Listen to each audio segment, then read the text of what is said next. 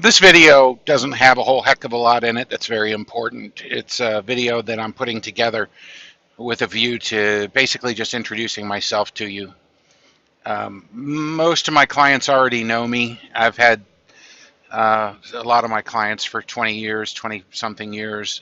I grew up in Marietta, moved here when I was 10 years old. I went to East Valley Elementary School. I went to work for a veterinarian when I was 16 years old. The guy's name was Dr. Michael Mason, a really good vet, honest.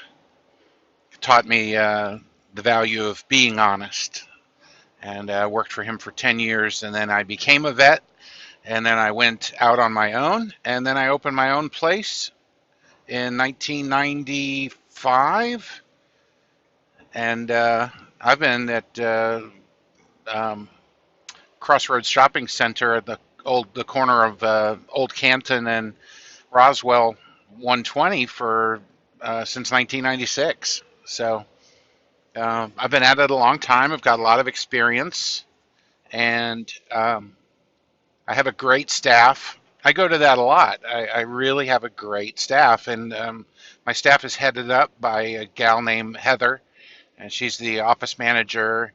I met her 23 years ago working at PetSmart when I worked for corporate veterinary medicine. This is how I know as much as I do about corporate veterinary medicine and what a lot of the problems with it are, because I've been there and done that. But I worked with Heather and another gal named Corinne, and when I opened my own place, they were kind of ready to leave corporate veterinary medicine as well. And so the first people I hired was just a call back to where I was working, and then hired them from there. And Heather's been with me since 1995 or 1996. It's a Radar O'Reilly situation where honestly she knows what I'm going to ask for before I even ask for it. In surgery, she's been helping with spays since forever.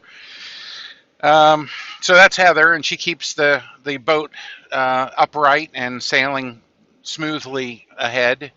And then she's been responsible for hiring a lot of really good employees, and everybody that we've had is good. Because if they're not, they don't last very long. We don't have any duds. Um, I treat my employees pretty well. I like them to have a good time and everything, but I like them to be serious too. Um, my practice philosophy basically is that every person who comes in with a dog is trying to do the best they can within the economic framework that they have. My goal is to tell them the best care based on kind of the statistics and what's being presented, and really what it boils down to is what I would do if it was my own pet, because I'm not really into 5% long shots. I'm also not in a hurry to pull the plug on a dog, because I've seen some pretty amazing things with certain kinds of conditions, and I'm not hesitant to tell people, just give it another 48 hours. Let's try this and see how things go. And that works out sometimes. I will always tell you the truth. I will always give you statistics, and I think that's rare. Sometimes the question is, when you have a case that's tough, sometimes the question is there anything you can do? And the answer is always yes. There's always something you can do. The question is whether or not it's going to make any difference at all to the pet, the survival or quality of life or whatever. Speaking of quality of life, I'm mortally afraid of the mortality of my own dogs. I'm crazy about Ajax. He's 3 or 4 years old now, and I'm dreading the day that I have to let him go. So I'm spending all my time worrying about things like arthritis and overweight and dental conditions and everything that shortens the lives of dogs. That pays dividends for you, though, because your pets may be older, and I am a veterinarian that's always working on getting to a pet to 18. And a lot of what's been discovered with regards to getting dogs to live to 18 will benefit yours, and of course down the road mine. So I'm always studying on issues of quality of life and lifespan and the things that shorten life. If you haven't visited my website, you should. It's DrJohnson.com, and clever name, right? Um, I put lots of articles up there. There are actually over 600 pages. It's destined to be probably closer to 1,000 pages. There's hundreds of pages in it on fish health, because that's a specialty of mine, is fish medicine. I wrote a book on it, 3 books on fish medicine and surgery back in the day when I was a younger man. And it's still very interesting to me. I keep fish all the time. I've got several fish tanks, always planning another. Koi, the big pond carp, they're very interesting to me. You can visit my website and see all the fish articles, but I've also got hundreds of articles on there about dogs and cats. I enjoy working with those, and I am authoring all the time things that I learn about. For example, just recently learned about a gene in dogs called multi-drug resistance 1. It's a kind of gene that shows up in DNA testing, and I had a client ask me, what is MDR1? And I was like, I don't know. So I got online and I dug up the information, and then I dug up more information, looked at some of the research behind it, and it's a patented gene. So there's some money in it for the discoverer. Fine. So in any event, I'm always reading, which is kind of my next point, and that is that I do read the fine print. I don't typically jump on a new medicine on the market for at least a year, just to kind of see whether or not the research that they put in on big pharma translates into the kind of safety they assure you of when they release a product, and then it turns out it causes cancer in 10% of the patients that get it, like Apoquel. I'm glad I never prescribed that.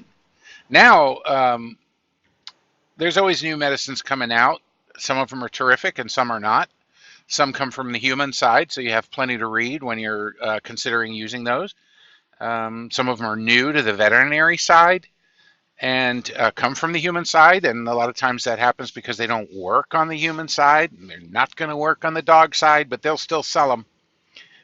So you kind of have to sift through stuff. So I don't really attach my reputation to things until they kind of been out there for a while, which takes me to my next point, which is things that have been there for a while, and that is every year veterinary medicine comes out with some kind of new exciting machine that the machine that goes bing, and everybody that's cool, all the in crowd knows, of course, you have to have this piece of equipment, and every year there's been a piece of equipment, and some of it has been great. And quite a lot of it is just a marketing thing. The veterinarians get sold by some marketing weasel that this ear thermometer is terrific, or this laser beam is incredible, or whatever. And but my point being is that I don't really go for the brand new gadgets right off the bat. I'll usually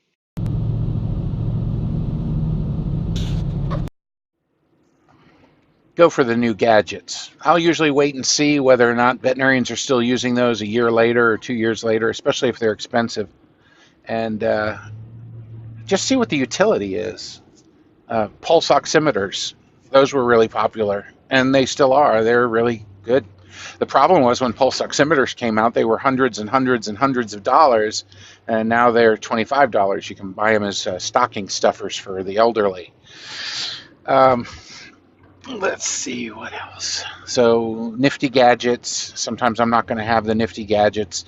Brand new drugs on the market. I might not have the brand new drugs on the market, and there's a method to the madness on that, as I explained. I tend not to get into the fads and the latest and greatest, especially relative to anticonvulsant therapy. It's real popular to use potassium bromide until they found out it caused occasionally some bromism, and it was a subpar anticonvulsant, and then they came out now with Keppra. Lots of money spent on figuring out why Keppra is not working. I know they're not doing that to make the money. It's just they hadn't really noticed that Keppra doesn't work as well as so many other anticonvulsants. And so They put your dog on Keppra to minimize seizures, and it keeps having seizures, and then they spend another wheelbarrow full of money trying to figure out why your dog is so severely affected by epilepsy that Keppra doesn't work. And if they had just put it on phenobarbital, the seizures would be under control, and they wouldn't be doing testing to find out why Keppra didn't work. Let's see. I think to close this video, I think I would mention experience.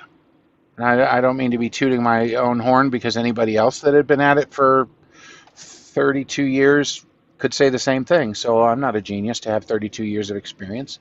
And let me explain that. I went to work for the vet when I was 16. I graduated from vet school when I was 26.